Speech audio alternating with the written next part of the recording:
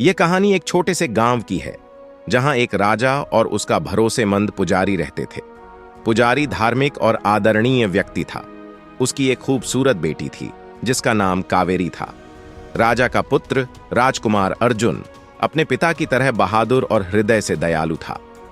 कहानी की शुरुआत प्रेम का अंकुर।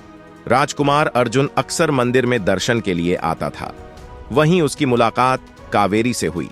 दोनों की नजरें मिलीं और धीरे धीरे उनके बीच प्रेम का अंकुर फूटने लगा।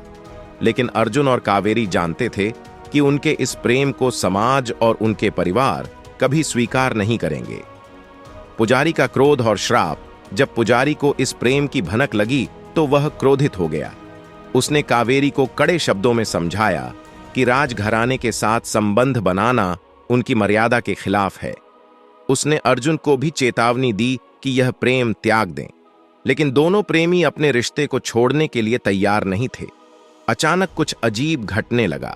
इसी बीच कावेरी के व्यवहार में अजीब बदलाव आने लगे। वह अक्सर अकेले में बातें करती, कभी हंसती तो कभी रोने लगती। गांव के लोग कहने लगे कि उसके सिर पर किसी बुरी आत्मा का साया है।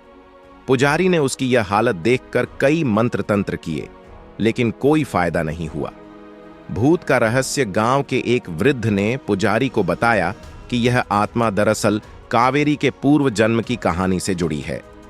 पिछले जन्म में कावेरी एक आम लड़की थी और अर्जुन ने उसे धोखा दिया था। बुरी आत्मा कावेरी के शरीर पर कब्जा करके बदला लेना चाहती थी। प्रेम और बलिदान। अर्जुन ने यह सब सुना तो वह बेहद व्यथित हुआ। उसने ठान लिया कि कावेरी को इस श्राप से मुक्ति दिलाएगा। वह एक तांत्रिक के पास गया और आत्मा को कावेरी के शरीर से निकालने की विधि सीखी। लेकिन इस प्रक्रिया में अर्जुन को अपनी जान का बलिदान देना पड़ा। अंतिम मोड़ अर्जुन के बलिदान के बाद कावेरी ठीक हो गई। पुजारी को भी अपनी गलती का एहसास हुआ और उसने कावेरी के लिए एक साधारण और खुशहाल जीवन की प्रार्थना की।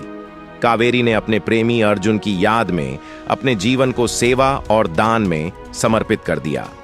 इस तरह प्रेम और बलिदान की यह कहानी गांव के हर व्यक्ति के दिल में अमर हो गई।